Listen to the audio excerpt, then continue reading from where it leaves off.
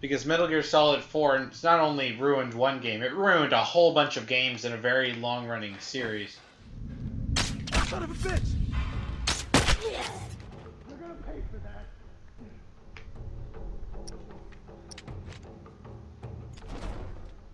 Oh, I'm gonna pay for it, huh? I actually need You can't those in hide there. forever, you know. Yeah, I can.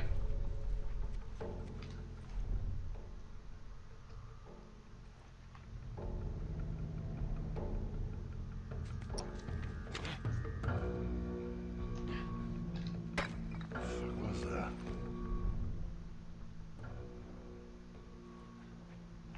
Come on, that only got them to look for a few seconds. Fan out.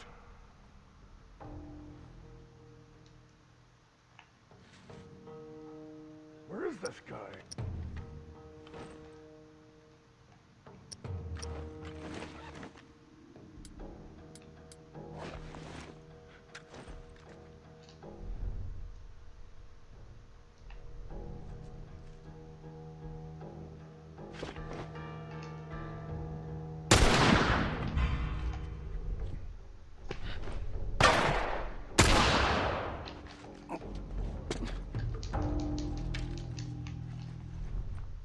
Is that all of them?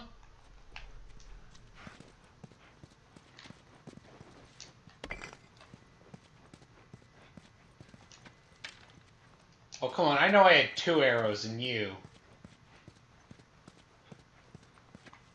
And no ammo. Alright, sorry, Ellie. I'll get to you. I just need to scavenge the area.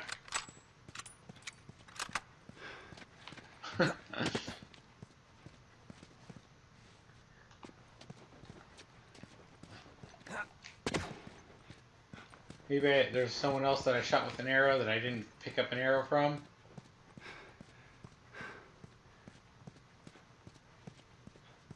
I got the arrow from you. Firefly is sure of a lot of guy with guns. It's like, hey, you think some of these guns were the guns that they took from Joel and Tess? I guess you can just consider this reacquisition. I do have 84 ammo now. The big problem is that even with upgraded health, Joel still has pitiful health. Like, he can't take very many hits, which wouldn't even be all that big of a deal in a stealth game. But oh, look, he's got an arrow in him. Gosh dang it. But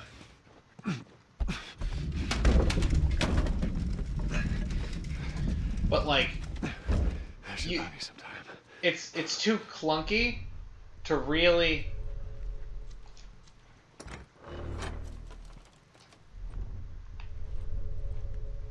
work properly. Like, there's not enough you can really, because you run into the problem a lot with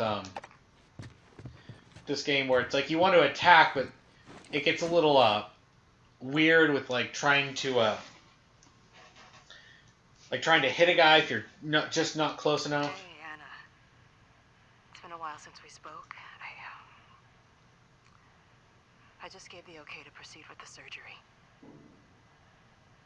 I really doubt I had much of a choice. Asking me was more of a formality. I need you to know that I've kept my promise all these years. Despite everything that I was in charge of, I looked after her. Ugh, you disgust me, Marlene. Times.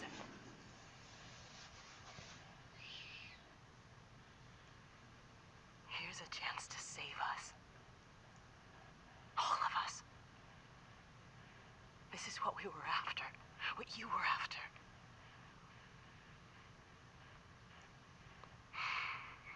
They asked me to kill the smuggler.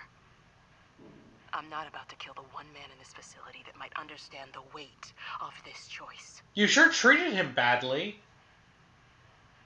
Maybe he can forgive me.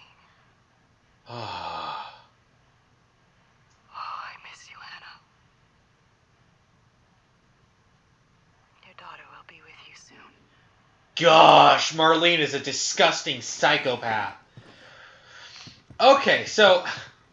Wow. Let's talk about that one for a minute, shall we? So, they really want to make this sound like Marlene is actually, like, noble.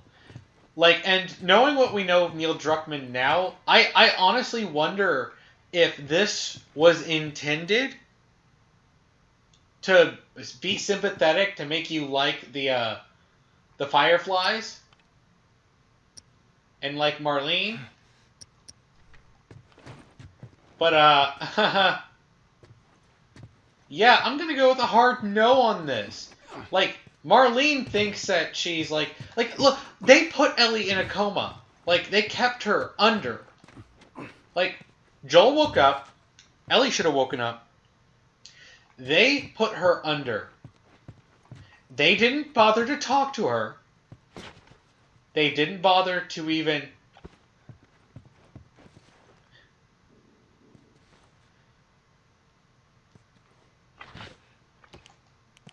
He didn't bother to even...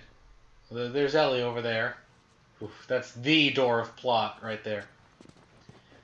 They didn't bother at all to see how she felt on this. Oh my gosh.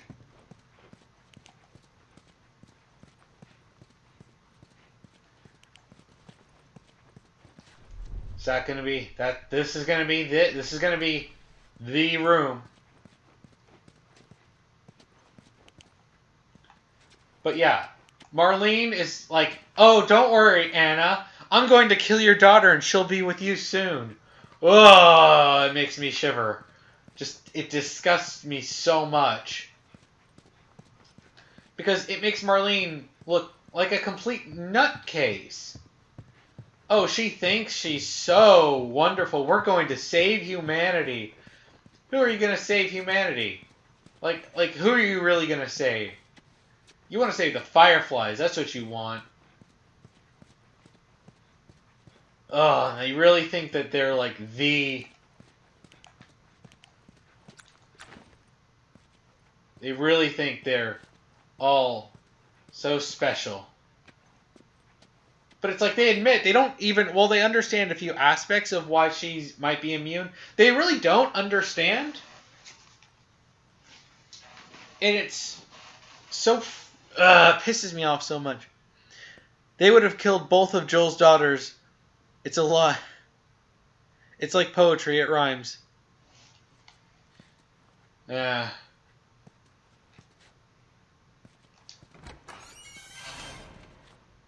Here we are. This is the door of plot. I like how they have the shadows, but they're not show... Oh, there they are. Well, one of them's showing up at least.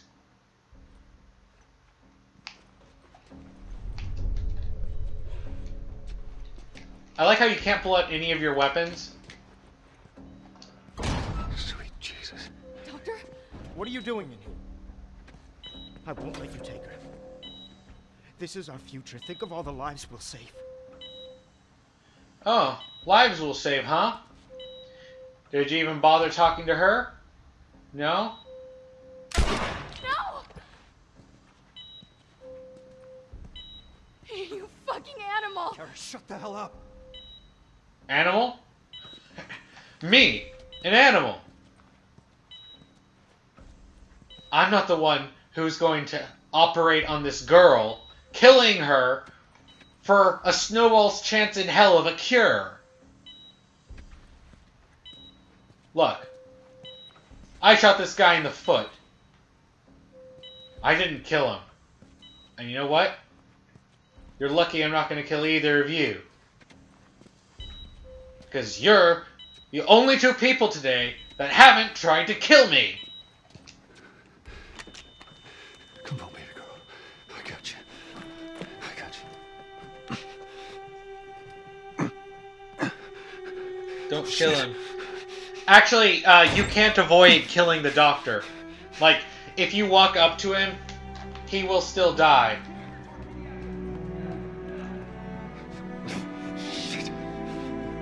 Hey, look! It's just like the first part of the game. It's so meaningful. Come on. Tell me which way.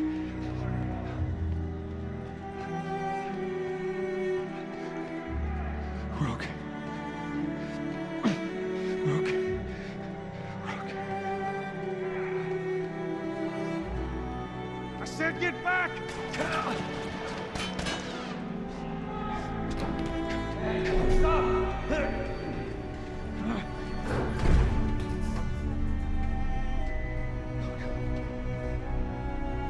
Poetry-tisms. Well, this is like, it's a, like, this might have been meaningful, but like,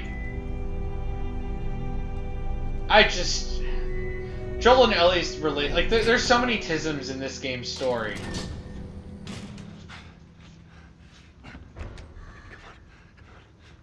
That was smart, though. You can't save her.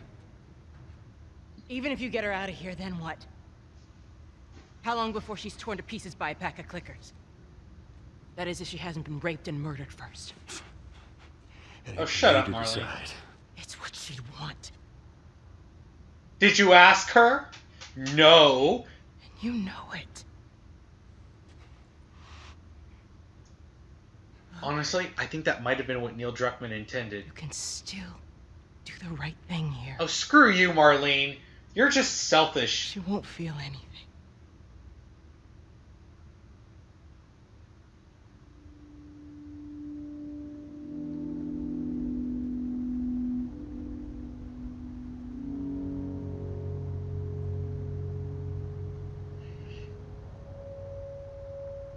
Can't they, like, stop the elevator?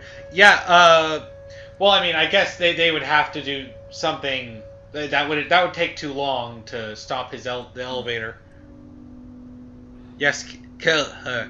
I can feel the hate flow through you. Just take it easy. Drugs are still wearing off. Yeah, they drugged her. They drugged her.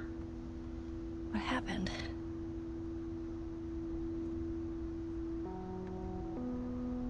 We found the fireflies.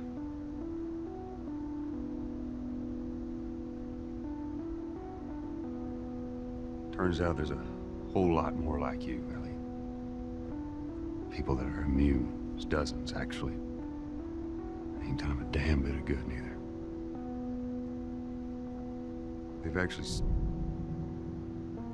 They've stopped looking for a cure. He's not totally wrong here in that they have actually dealt with other people, Taking us home. and that they didn't actually make any progress. I mean, the lie is just saying that they're exactly like Ellie, but like they already talked about it. But I mean, like, yeah, there was that surgeon's note that was like, yeah, we've never made any progress, but we might be able to make progress if we kill her. Wait! Let me go. Please. You just come after her. I am 100% on Joel's side here. Like, Marlene's death might have been the most satisfying because she is such an evil, horrible scumbag of a person. He just come after her, doesn't want to waste time. This man is beautiful. Team Joel, guys. Hashtag Team Joel. Well,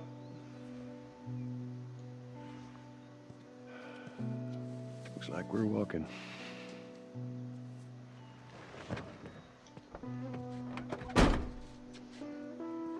Should be a straight shot through here. Oh, so we're playing. All right. Oh, yeah. Actually kind of pretty, ain't it? Yeah. Oh my gosh, I forgot there was a quick turn. How far back will you let me go? I'm gonna hit an invisible wall at some point. Wait.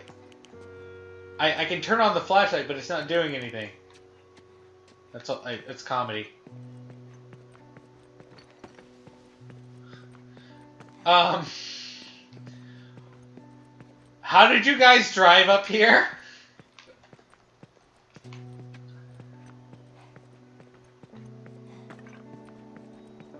Look, I think it might have been better if they just had an invisible wall, and then Ellie would say something like, "I can't go.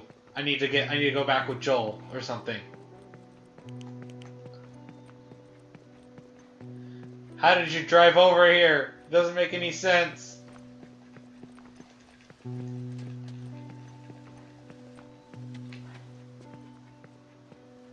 Alright.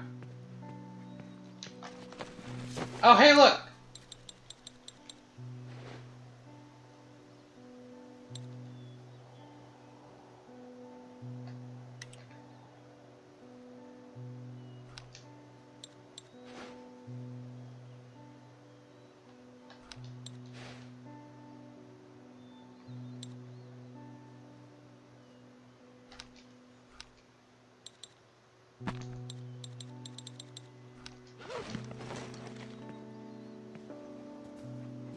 Alright. Now watch your head going through. They hit 88 miles per hour, yeah. Got it. Oh. Feeling my age now. Look how beautiful it I is. think I ever told you, but Sarah and I used to take hikes like this. I think the two of you would have been good friends. I think you really would have liked it. I know she'd have liked it. Bet I would have. Awesome. Singularity.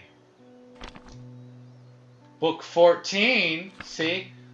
The travelers have been crippled. For now, Daniela's daring plan and her seemingly miraculous escape back home made her a gallivanting figurehead to the last watch. Captain Ryan's, quote, sacrifice has made him a martyr. An illusion Daniela won't dispel. But how long can she keep up what really happened a secret? Oh my gosh! Are you seriously trying to tie this in to the game and be like, oh, how long will Joel be able to keep it a secret? Oh, screw off! Don't you ruin the Savage Starlight saga with this pretentious BS.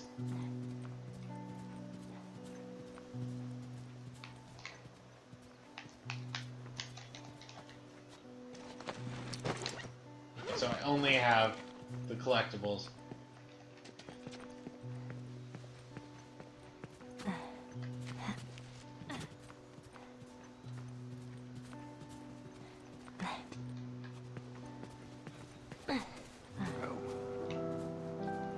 Down there.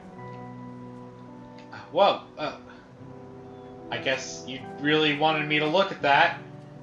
Just a little bit further now.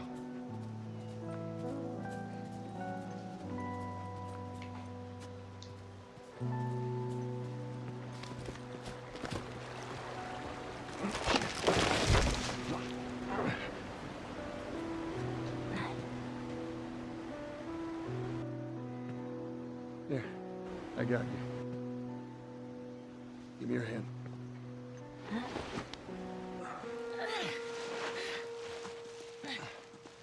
All right, come on.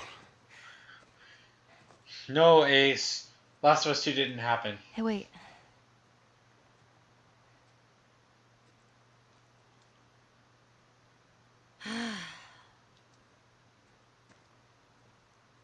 Back in Boston? Back when I was bitten? I wasn't alone. My best friend was there. And she got bit too. We didn't know what to do. So... she says... let's just wait it out. You know, we can be all poetic and just lose our minds together. I'm still waiting for my turn. Ellie. Her name was Riley, and she was the first to die. And then it was Tess. And then Sam. None of that is on you. Oh, you don't understand. I struggled for a long time with surviving. And you... no matter what, you keep finding something to fight for. Now, I know that's not what you want to hear right now. Swear Belle, to but me. Swear to me that everything that you've said about the Fireflies is true. I swear. And it's funny because his lie is underselling just how bad the Fireflies are. Like, the way... Okay. You do turn to a B in the sequel. Okay, so my read of this ending, Ellie clearly knows that Joel isn't telling her the full truth. Like, he's obviously not telling her. The way he said this, the way he talked, very clearly not telling her the truth. However, my read of this is that Joel's telling her this because he doesn't want to dispel the idea of the Fireflies or Marlene, because she knew Marlene. Marlene seems to have been the closest thing that Ellie had to a mother. And like, I would see this as him doing it so that she doesn't, like, that the people that she had been involved with her whole life, the people like Marlene, that they weren't these awful people who would have killed her at even the slightest possible fraction of a chance at a cure. Pardon me. But even then, like, he's also he has recordings of Marlene talking about wanting to kill her and being trying to be all poetic about it, about, oh, I'm going to kill her and now and then she'll be reunited with her mom. Like, ugh.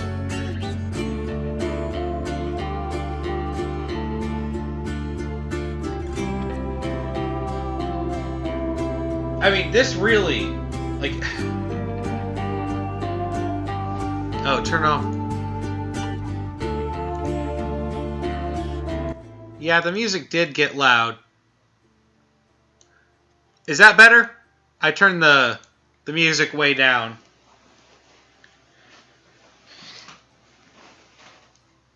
Like, the funny thing is that, like, when he does actually tell her, like in a hypothetical scenario where Joel's not a complete idiot, he has so much evidence to tell Ellie of, like, this is how bad the Fireflies really were. They were going to screw me over and kick me on my butt without any of my gear, any of my supplies, nothing of the deal that Marlene made with me originally. They were going to kill you, not even talk to you about it. They weren't even going to let me see you at all before this happened. And yeah, they, screw you, Neil Druckmann. Additional voice direction by, Liam O'Brien. But, it's like,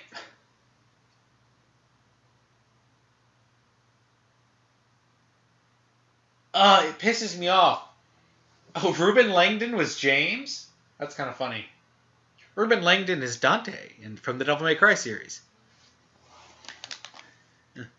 Like, I honestly would have loved to have seen a real proper stunt coordinator, Ruben Langdon. Well, he does a lot of stunts when he too. But, like, an actual part where Joel tells Ellie the truth. Because, like, the way it should have played out is Ellie, after some years, it can be a few years, it can be a number of years, but Ellie should have gone to Joel and been like, okay, I know you lied to me about what happened with the Fireflies. I know you lied to me. I want to know the truth, and I want to know why you didn't tell me. And then he could, and if she just comes forth like that, then he has no reason not to tell her, and even if he would reluctantly tell her, he would tell her, look, they were going to kill you. And they didn't want to talk to you. They didn't want to talk to me. They wouldn't let me see you. And he has all this stuff about Marlene that he can tell her. He has audio of her saying this stuff.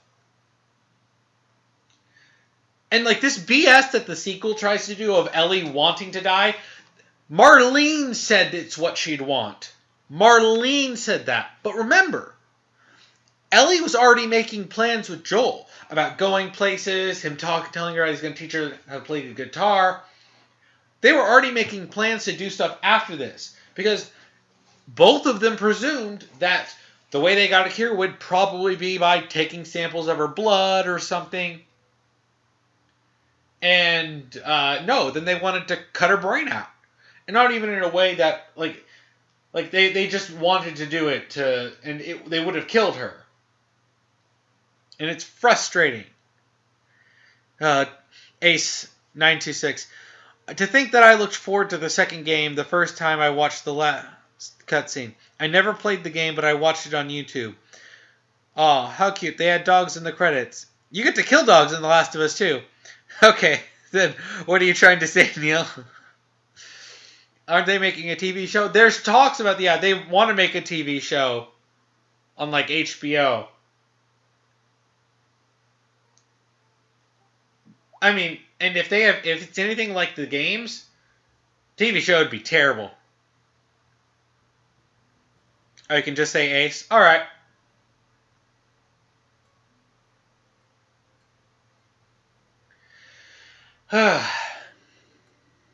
I can say that overall, this game is a hell of a lot of mediocre.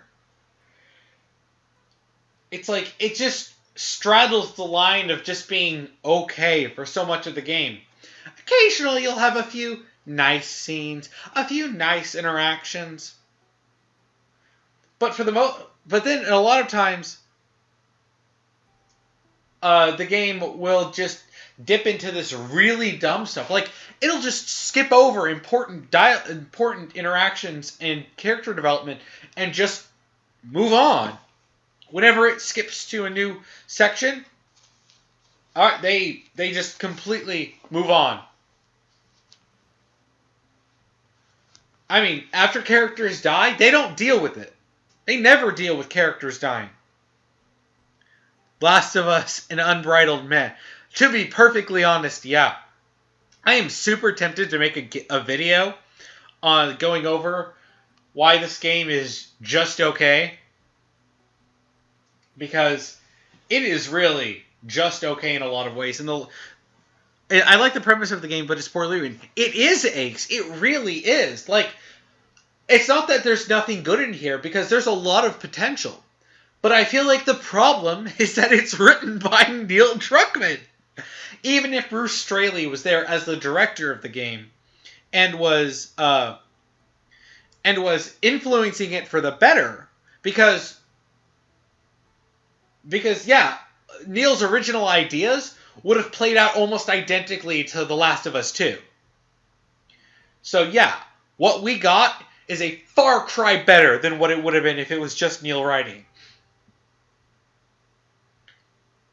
But it's still not that great. A lot of people hail this as one of the greatest stories ever told in gaming. It's not very good at all. And like, major points in development, like the of all things in the game that would have been undercooked, it's the relationship between Joel and Ellie. No matter what, normal. You have earned a trophy. Thank you. Not enough cure would be made from one part of the brain for the world to share. Gosh dang it, I missed everything. Yeah, Wolf, you kind of missed the last part of the game.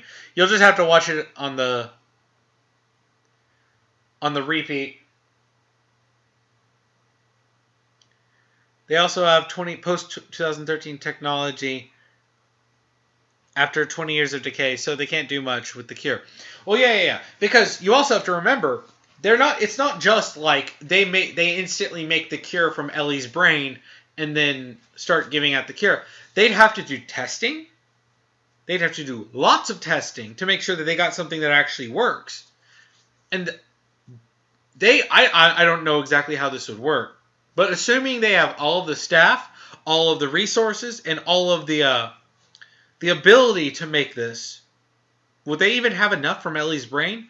We're talking about a small portion of her brain that has the fungal, the cordyceps in it.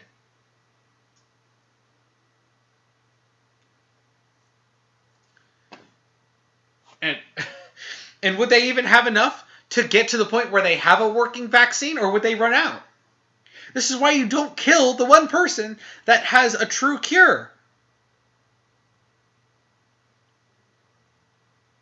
It's so frustrating. Also, these people would have limited knowledge, and considering the scientists would have to be scientists from before the apocalypse. Yeah, a lot of them would have to be in their 50s or 60s to have, to be, experienced in this. Now, the doctor that I went up and kindly shot in the foot,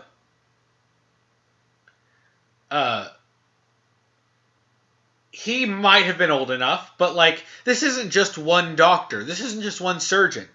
This is plenty of people. I don't know all the kinds of doctors and scientists you'd need, but you would need a lot more than that. The Fireflies are also greedy bastards. I think they wanted to kill Ellie to have the cure for only themselves.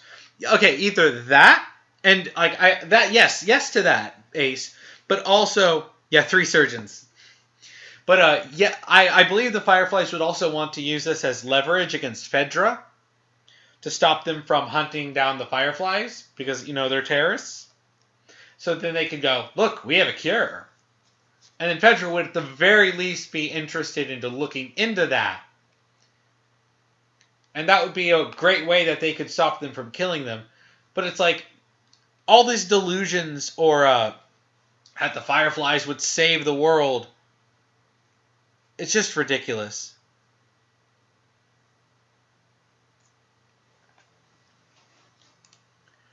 It really, really is.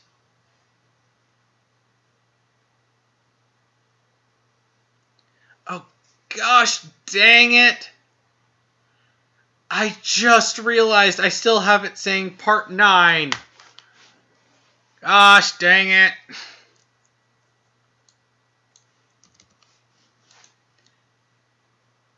And wait, why does it say 30 minutes?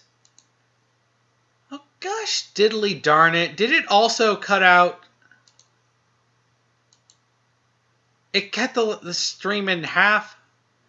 Gosh dang it, Twitch, why are you like this?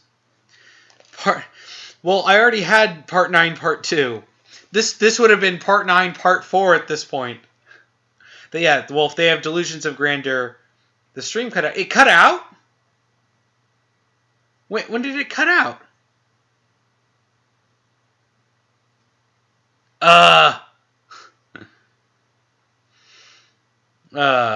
Well, I didn't even notice.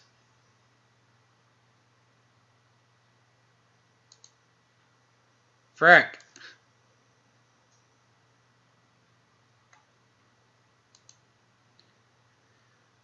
I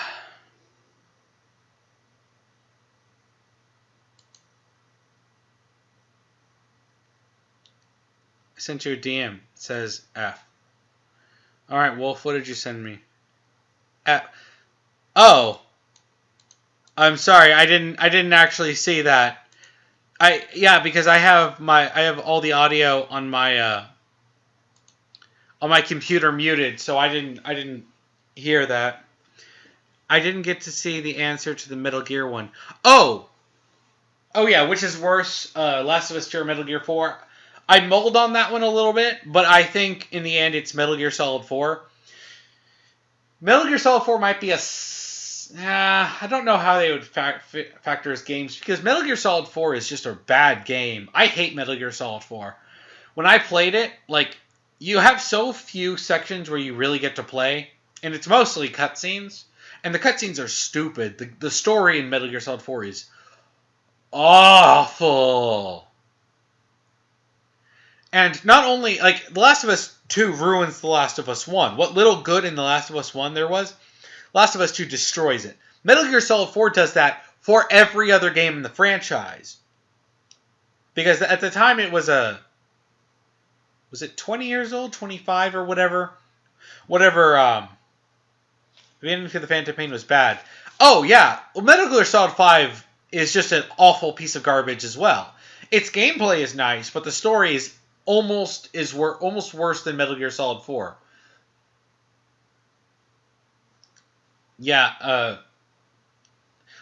a lot of the newer Metal Gear games are a mixed bag. But yeah, Metal Gear Solid 4 ruined so much of the franchise. I won't put the Phantom Pain because I got it for free. You got it for free, and you still paid too much for it.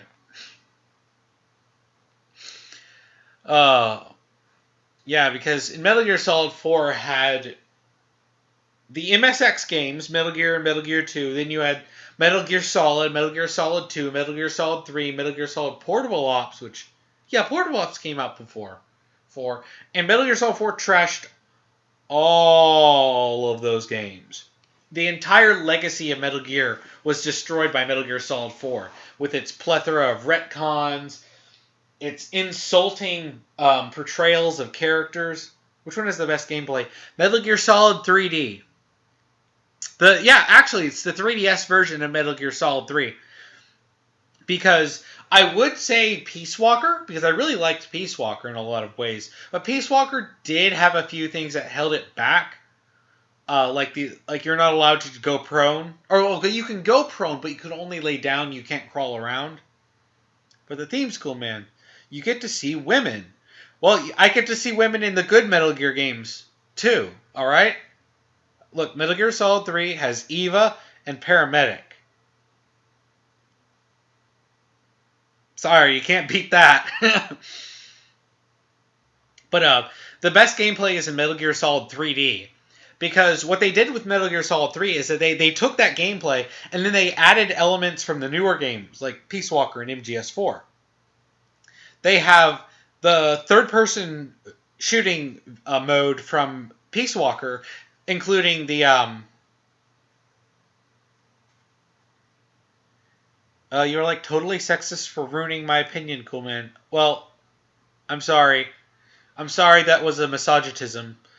What are you going to stream next? I don't know. I actually, Wolf, I actually only intended to do this to record my reactions to the game as I played it through for the first time. I mean, I might stream it. This is actually kind of fun. I might stream something later. You want me to play Metal Gear Solid? You know, I really wish they'd port Metal Gear Solid 3D to the Switch.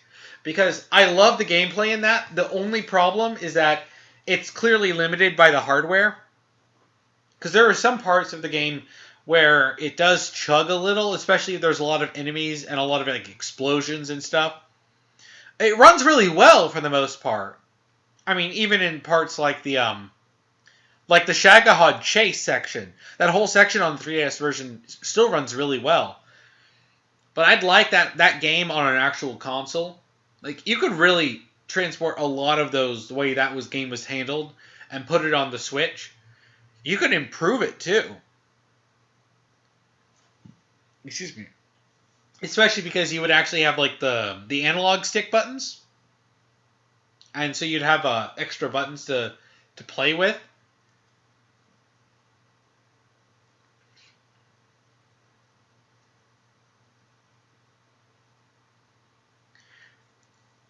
I actually, I started playing the MGS 3D again earlier this year. Just because I was thinking of ideas of how would this play if it was on the Switch, and I didn't intend to, but I actually did almost a complete playthrough. I almost finished it up the other day, because I got all the way to the boss, the boss fight at the very end, the final boss. That game is so addictive. Ace, don't feel bad.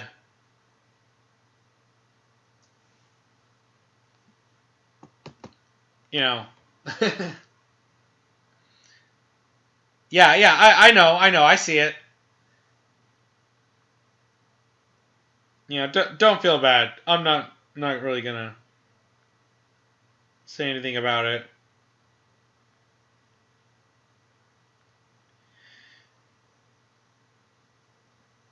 But yeah, The Last of Us. A thoroughly mediocre game with a mediocre story that oftentimes dips into dumb segments. Holy crap, does some of the game get dumb. And I'm still mad that they skipped over like a lot of important development between Joel and Ellie, which is why their relationship is probably the most undercooked aspect of the game, despite how much they focused on it. And that makes me laugh so hard. Like, they really, really, really wanted this to be the focus of the game. They got rid of all these other characters. They got rid of Tess as soon as they could. They got rid of Henry and Sam ASAP. And, but they still didn't feel like they developed the relationship. It's like they assumed that just because it takes place over the course of a year, oh, well, people will just assume the development happened off screen. The Last of Us 2, an unbridled depression. Yeah? And what's really weird is I've actually seen people defend the writing in The Last of Us by claiming that because things happened off screen, that's good writing. Like, no, that's not good writing. No. Neil killed the African American characters. Well, Neil, I guess you're racist then. What a racistism. Yeah, and what really pisses me off about the whole thing with Sam and Henry is that I didn't particularly care about them much until we got to like near the end of the what was it, the summer section? Because when you're going through the neighborhood, Neil's a horrible writer. He is a really horrible writer. Even when he has, like, there are some writers like Brian Konietzko, Michael Dante DiMartino, or Hideo Kojima, or whatever. People like that who are incompetent hacks but can still write something good if they have someone correcting them. Neil had someone correcting him, and he still turned out something that's at best mediocre. I mean, it really hides a lot of its flaws with shiny production values, great voice acting, beautiful visuals, cinematography. I guess that's just that's been the MO of Naughty Dog since Uncharted. They dazzle you with shiny production values, but don't actually give any depth to anything. Obi-Wan and Anakin felt kind of meh in the prequels, so I can understand why Last of Us 2. No, it doesn't. And like, the fact is that the relationship between Obi-Wan and Anakin was actually built up over the course of the trilogy, which covers a total of 13 years. We actually get those developments, and we get to see snapshots of it. That's not madly handled. That's done as well as you can in only 3 movies. I mean, if you had an ongoing series of, like, if it was a TV show and you could cover all of these times between the movies, then yeah. But I mean, that's like also saying that, oh, well, Han and Leia's relationship in Empire Strikes Back was bad was underwhelming because we didn't actually get to see the 3 years between A New Hope and Empire. Like, it's really not. There are some things that happen off screen. But for The Last of Us, in particular, what I'm talking about in The Last of Us is they have a set amount of time over the course of this year, but it doesn't necessarily tell us.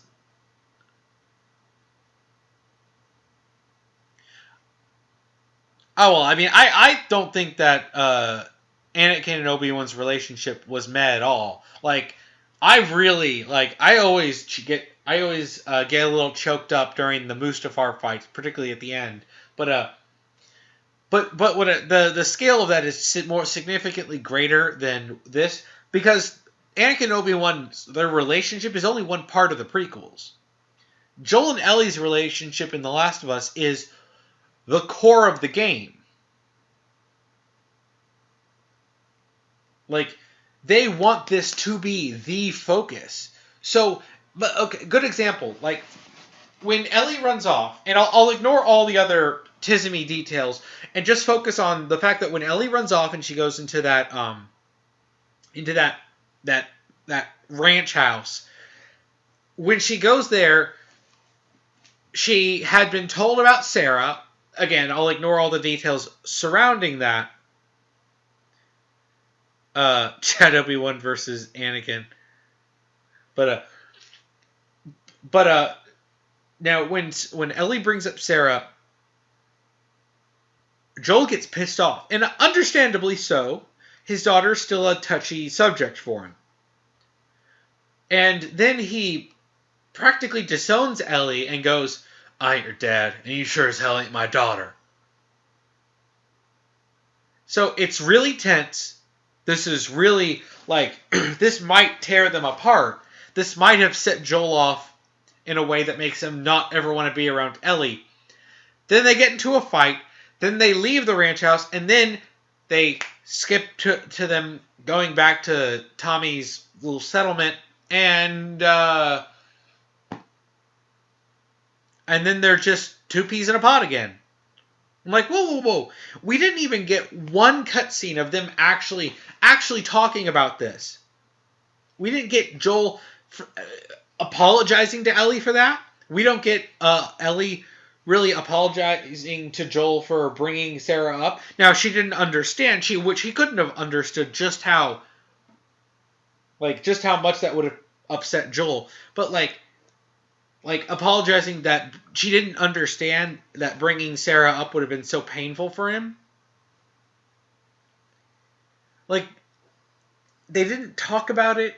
It just, they skip. And, like, this isn't like between games. Like, I can understand if between games there's some years and stuff happens. But, like, this is within the same game, within one single story. They're just skipping over important development. And that is frustrating. Please release Last of Us Extended Edition with competent writing. I mean, to be honest, I think the best thing to do would just be to remake the game, because you'd have to redo the story. You'd have to redo so much of the story. Now, I mean, you don't have to change literally everything, but like, because there's a lot of details, like, going down to, like, for example, Neil Druckmann filled upwards. Yeah, Wolf. Like, there's a lot of little things in it, like the details of the cordyceps virus, which are just never really elaborated on. You have the fact that they're using fuel that's 20 years old, when that's not even possible. And then they treat it like, oh, well, the fuel will just be fine. You just siphon it from... You just siphon it. Like, no. After 20-something years? No, you can't just do that. And then there's so many cutscenes that they'd have to add between Joel and Ellie. But you would have to, I think, redo several parts of the game in order to make this all work, because the game pushes forward, and you'd have to slow down several parts just to have them talk about stuff. And then there are some ways you can just redo stuff without even... and change some stuff so that it's not as depressing, because this game is really depressing in a lot of ways. I mean, shoot, like, I mentioned this in an earlier part, but what they could have done is that they could have just had Sam and Henry stay with them until they get to Tommy's settlement, and then have Henry decide to stay there with Sam, because he feels like that's a better place for him than trying to drag him out to the Fireflies, because he wants to make it a guarantee that he's safe, so he stays in the settlement. It's like stuff like that they'll exit from the story without having to kill them off. Oh, the car was built from the ground up, right? Or was it a normal broken car? It was a car that was just there, and the battery was taken from that truck that Bill was trying to find, and Bill's former partner had stolen the battery and put it in a car. So yeah, it was just another car that was there. Ace. Ironically, the game that is supposed to be about finding hope in the despair is really depressing. Yeah, it is, Wolf. It really is. Like, I was shocked as I played this game. Like, I knew some of the stuff that happened, but especially the way it happened. Like, Sam and Henry, like, them dying was super depressing. And it's like, right when they were starting to become endearing, right when we were starting to get attached to them, then they're killed off in, like, an immediate way, and then they're barely mentioned, like, twice after that. making their contributions an effective nothing. So Ace, the engine was fine, but not the battery. Yeah, that they they had to jump. They had to jump it, and then Ellie popped the clutch while they were pushing the car they were in. Yeah, Neil developed characters right before they die. And that's a funny thing, is I didn't really care for Henry all that much until that scene in the radio tower where he's talking about his dream of riding a Harley and stuff, and I'm like, wow, this is actually, finally, we have some real character. Like, because then you had that neighborhood section, which was right before it,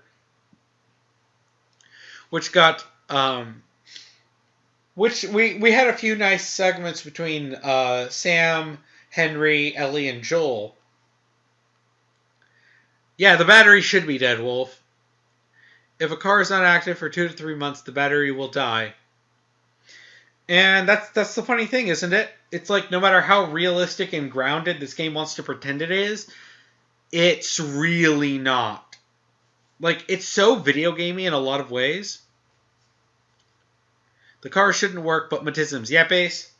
And you see, if this game wasn't trying to be so grounded and so more realisms, I wouldn't have as much of an issue. Like when Joel fell into that rusty rebar and survived, realistically, he shouldn't have survived. But he did, and I'm fine with that. I don't want it to be purely realistic. I can allow stuff like that in fiction, especially when it's far more emotionally satisfying, for the character to survive. But it's like, but it just feels so weird because Tess dies, Sam dies, Henry dies. And it's like, and they all died to things, and then Joel has this clear plot armor in this game and survives. And it's the problem that Season 8 of Game of Thrones ran into, because they killed off so many characters in such easy ways, and so often, that when these characters in Season 8 survived, it became so clear that they only survived because they had plot armor. Game mechanics are fine, but the story needs to be grounded and consistent. I don't even think it needs necessarily to be grounded. It just needs to be good. And the game mechanics are okay at best. They can work, but it's... Like, I even see a lot of people who love the game who don't actually defend the gameplay. It's just... I never particularly had much fun playing the game. Yeah, Toll would get Tetris. Oh, tetanus. I thought that said Tetris. But yeah, Toll would get tetanus. I can allow for some leniency in the realism as well. I meant fine in terms of unrealistic. Okay, Yeah, and it's funny because Joel can carry with him a massive arsenal of weapons. Because he's got 4 different types of pistols. He's got a shotgun, he's got a rifle, he's got a bow and arrow, he's got a frickin' flamethrower, an assault rifle, 3 grenades, 3 Molotov cocktails, and all the ammo for all of the guns. And I'm like, so, very clearly this is super gamey. Like, this isn't, quote, realistic. And I'm fine with that. I wish they didn't limit you on the ammo so much. But I'm fine with a lot of these aspects. It's like, I just feel like sometimes it gets so far up its own butt with trying to be, quote, grounded and realistic that it makes the more gamey and more obviously fictional elements stick out more. Well, he has a big bag, so I guess you can carry at least half the arsenal. Oh yeah, he also has a flamethrower, too. I mean, like... I don't have a problem with that. Like, I play Metal Gear Solid where you have a far bigger arsenal in your back pocket that you can pull out at any moment's notice. It's just, I feel like, at least, as much as I hate the Uncharted series, at least they're not trying to be so realistic. They're at least open about the fact that this is sort of like an action, like, pulp-style story, which is fine. Is ammo rare to pick up? It's extremely rare to pick up. Even enemies who have guns that you take down don't drop ammo. Okay, sometimes they do, but they may drop 1 or 2 bullets on occasion. So if you use up 10 bullets in a fight, you might get 1 or 2 back. And these are characters, these are enemies who have guns. See, Halo CE got ammo, right? Yeah, the Halo games are much better. It's like, all you have to do is just have the enemy's weapons drop and you can just grab their ammo. I think even the Uncharted games do that. Correct me if I'm wrong. But the last time I played an Uncharted game, I believe that's how that worked. Is you can either pick up guns or pick up the ammo off from downed enemies. So they artificially limit it in The Last of Us. Wolf, the ammo scarcity is artificial and is very forced. We have stated this many times. With the dead bodies being in specific places. Oh, yeah. Yeah. If you have in like an NPC corpse, that has like a gun with some ammo on it, that's far more understandable. Or like you run into one of those areas that you that are like a stockpile, and it's like, okay, I understand finding some ammo there. But it's funny because sometimes you just walk into a game and in a room and in the corner of it. This happened earlier in the spring section. You can just walk into a room and there's in the corner there's just ammo, there's supplies and stuff, and I'm just like, you just set this here. And there was a bar, iron bar too. It's like you guys just set that there because you knew we'd need some stuff. It's so funny. Yeah, Homefront the Revolution allows you to scavenge ammo, and that is not something the game should beat you in. Yeah, like, you should be able to get ammo off of guys. Like maybe if they drop the guns and you can go to the guns and pick up the ammo there, or and then maybe you can scavenge more ammo off of the guys. What's funny is that during the Ellie section in the winter, when you start off the winter, when you're fighting against the clickers, the game actually allows you to pick up a bunch of ammo off of the clickers so that you don't run out. And that worked far better because it actually felt like you could viably use a gun for a longer period of time rather than going, well, you used up all the ammo. It's frustrating.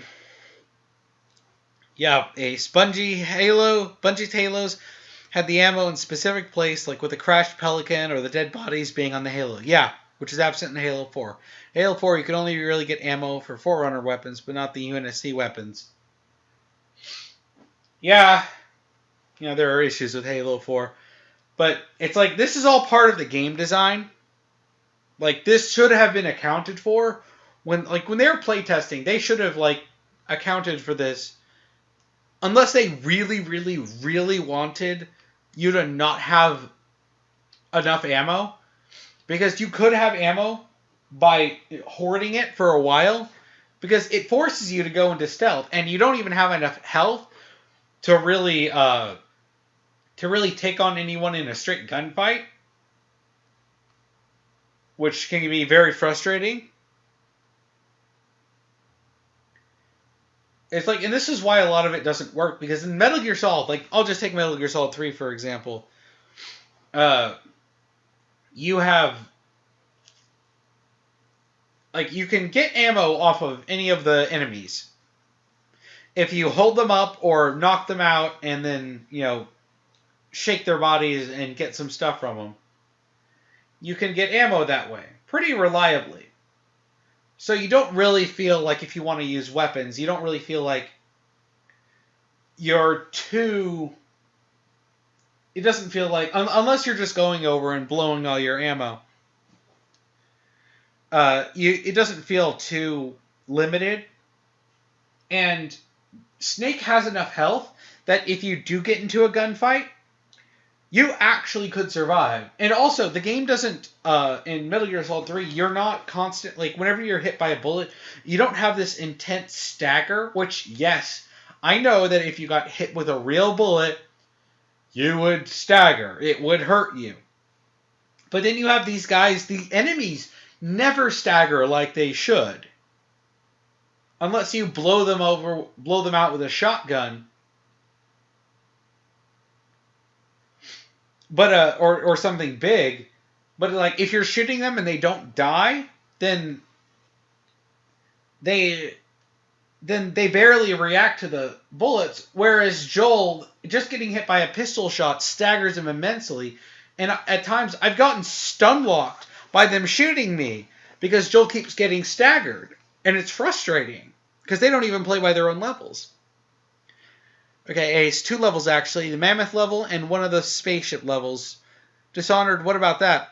I really like Dishonored. I've only played the first one, but I really like Dishonored. That was a game. That game also gave you magical powers to use and play with. So that's also on your side. That game was also a lot more fun to play.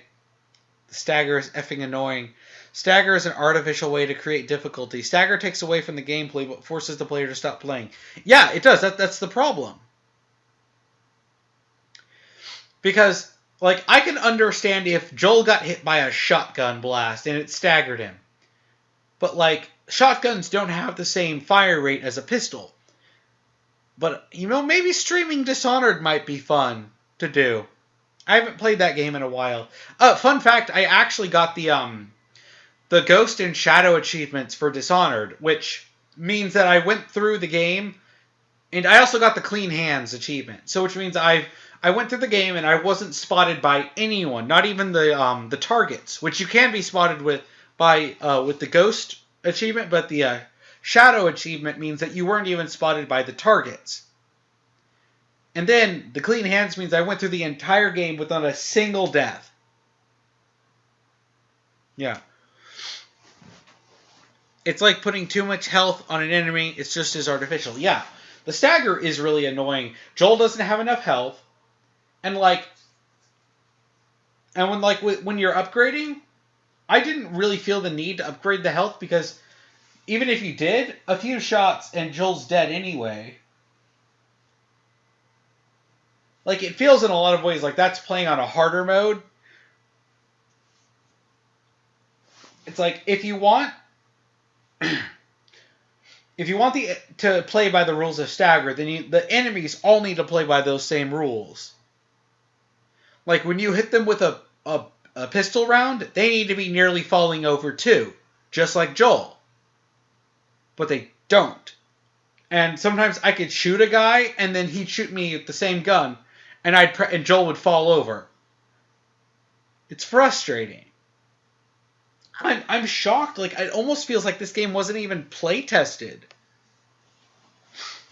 Yeah, Ace. Imagine if each time you get shot in a game, you get shot and constantly, you stop dead in your tracks. Naughty Dog. Genius. Yeah, like imagine if you were playing Halo, any of the Halos, and every time you got shot by any weapon, Chief just staggered for a few seconds. You'd be dead in so many fights, which is something that happens in The Last of Us. Because sometimes you'd get hit by a bullet, and then while you're trying to move to cover, you get hit and you get staggered. Then you get hit again and you stagger. And you get hit again and you stagger. Then you get hit again and then you die. I overestimated how many times you'd get hit there. Because it's just a few hits and you're dead.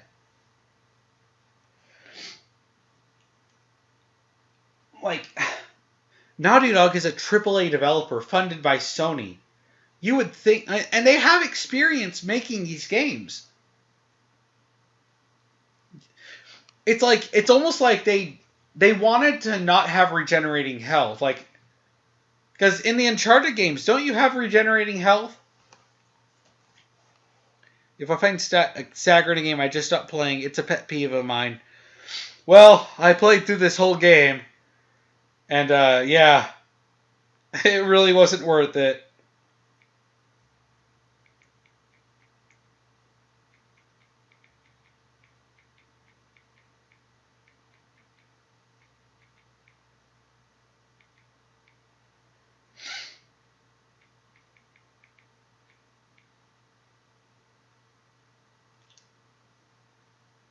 If Minecraft had stagger, it would not sell. Yeah.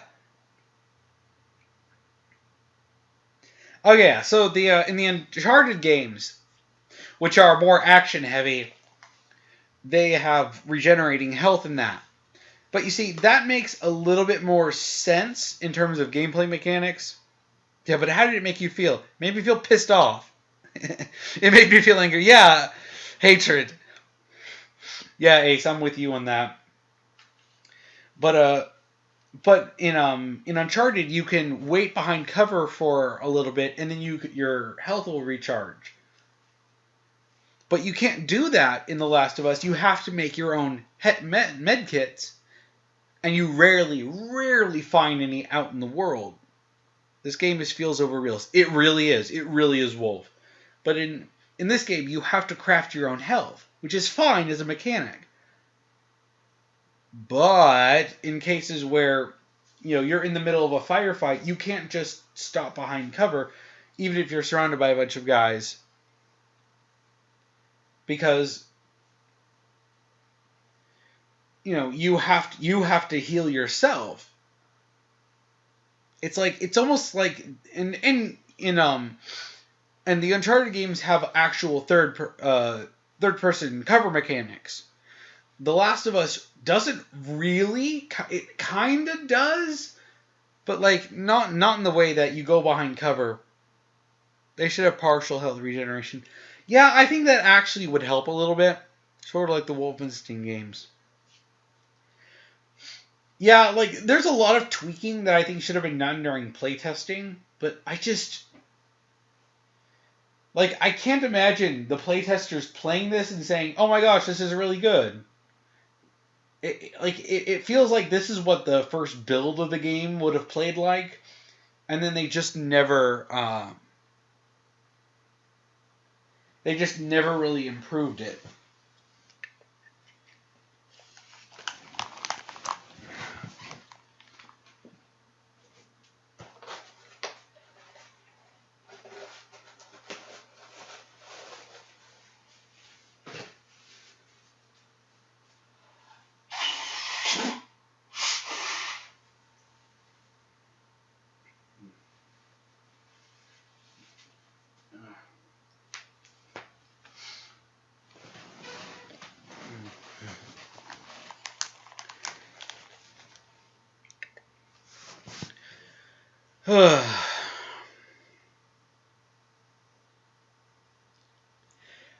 Well, I think I'm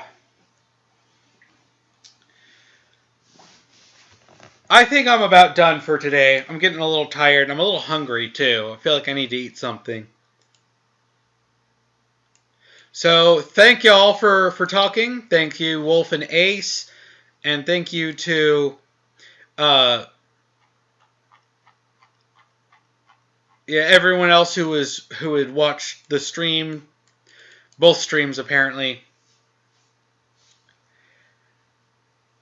While I didn't have fun playing The Last of Us, I did have a lot more fun streaming it and talking to y'all.